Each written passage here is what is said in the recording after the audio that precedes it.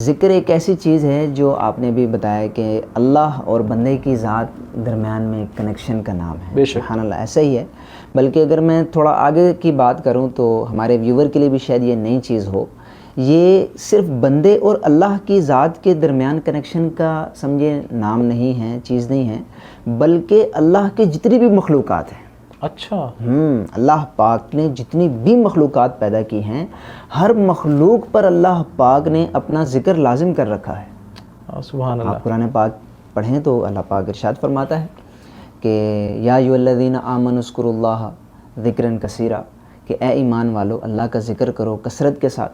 اب یہ تو ایمان والوں کے ساتھ ہے، لیکن علماء کرام نے یہاں تک لکھا ہے کہ مچھلی جس وقت اللہ کا ذکر کرنا چھوڑ دے اسی وقت وہ شکار ہو جاتی ہے۔ اگر کوئی پرندہ اللہ کا ذکر کرنا چھوڑ دے تو اسے شکار کر لیا جاتا ہے۔ تو آج میں اگر یہاں پہ یہ کہوں غلط نہیں ہوگا کہ ہم ذکر الہی سے دوری اختیار کر چکے ہیں، تبھی ہم اتنے وباؤں کے، بحرانوں کے، ظلم و جبر کا شکار ہیں۔ ایسا ہی ہے، ایسا ہی ہے۔ ہم لوگ سمجھتے ہیں کہ بھائی ہم اپنے کاموں میں لگ کر اپنے کاموں کو زیادہ جلدی سے نپٹا لیں گے، ایسا نہیں ہو سکتا۔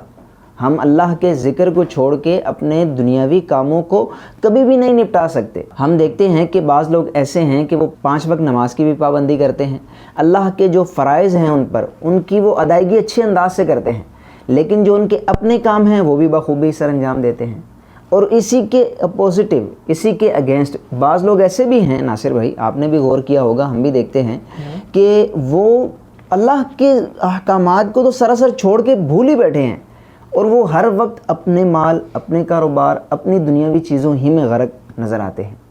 اب اس کا نقصان ایک تو یہ ہے کہ وہ اللہ کے ذکر سے دور ہیں، لیکن اس کے باوجود ان کے اپنے کام بھی سنور نہیں رہے، ان کے اپنے کام بھی نہیں بن رہے۔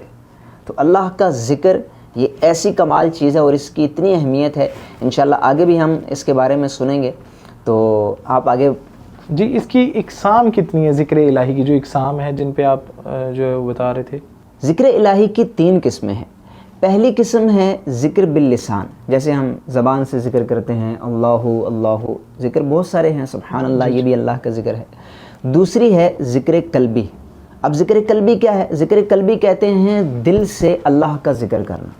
اب دل کی کوئی زبان، آنکھ وہ تو ہے نہیں، لیکن دل سے اللہ کا ذکر کرنے سے مراد یہ ہے کہ اللہ پاک کی قدرت، اس کے عجائبات میں غور و فکر کرنا، انسان تفکر کرے کہ اللہ نے اتنی بڑی کائنات بنائی، اتنی مخلوقات بنائی، اللہ پاک نے اتنا زبردست نظام بنایا ہے کہ سورج اپنے وقت پہ چل رہا ہے، چاند اپنے وقت پہ جا رہا ہے، اچھا پھر ستارے ہیں تو وہ لا تعداد ہیں، کوئی ان کو شمار نہیں کر سکتا، پھر رات کا آنا، رات کے بعد دن کا آنا، دن کے بعد یہ سارا جو سرکل چل رہا ہے، پھر بارش اپنے وقت پر ہو رہی ہے، کیونکہ کئی ایسی جگہ ہیں وہاں پر ندی نالے نہیں ہیں، سمندر نہیں ہیں، تو وہاں بارش کے ذریعے ان ایریاز کو سیراب کیا جاتا ہے۔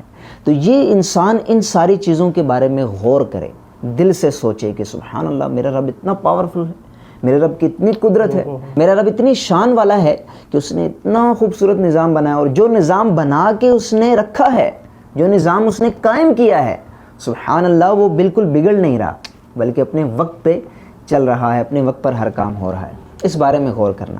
اور تیسری جو ذکر کی قسم ہے وہ ہے ذکر بالجوارح۔ ذکر بالجوارح سے مراد یہ کہ انسان اپنے اعضاء کے ذریعے اللہ کا ذکر کرے۔